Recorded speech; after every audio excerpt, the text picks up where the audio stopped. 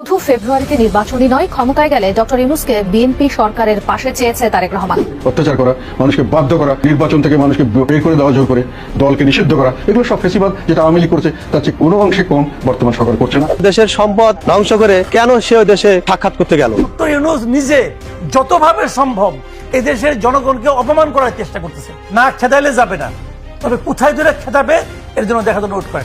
এই যে ইংল্যান্ডে গেলেন, আমি ভেবে পাইনি উনি কেন গেলেন, কি দরকার? ডক্টর ইউনূস লন্ডনে গিয়েছিলেন দেশের টাকা উদ্ধার করার জন্য না, বরং দেশের টাকা খরচ করার জন্যই সে লন্ডনে গিয়েছিল।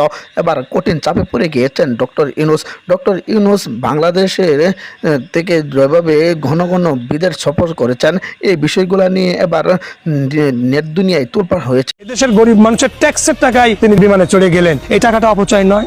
কষ্টে উপার্জিত টাকা খরচ করে গিয়েছেন, কিন্তু সেখানে যে সফল হননি, এটা বাংলাদেশের মানুষের জন্য একটা দুঃখজনক বিষয়। দেশে টাকা খরচ করে দেশে যাচ্ছে, তাহলে আমাদের সম্পদের নষ্ট হচ্ছে না? আমাদের দিকেও তো সে টাকা উনি সফর হলেই ব্যস্ত।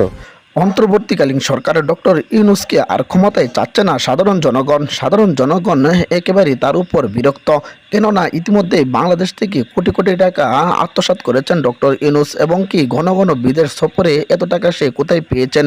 সাধারণ জনগণ এবার জানতে চেয়েছেন ডক্টর ইউনূসের কাছে।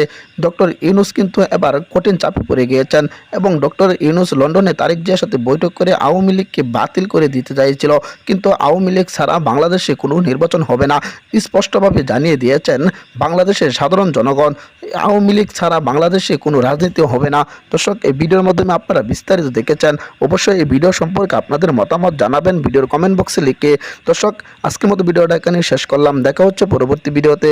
ভালো থাকবেন, সুস্থ থাকবেন, এবং চ্যানেলটিকে সাবস্ক্রাইব করে একটি লাইক এবং শেয়ার করে অন্যদেরকে দেখার সুযোগ করে দিবেন। দেখা হচ্ছে পরবর্তী ভিডিওতে। আসসালামু আলাইকুম ওয়া রাহমাতুল্লাহ।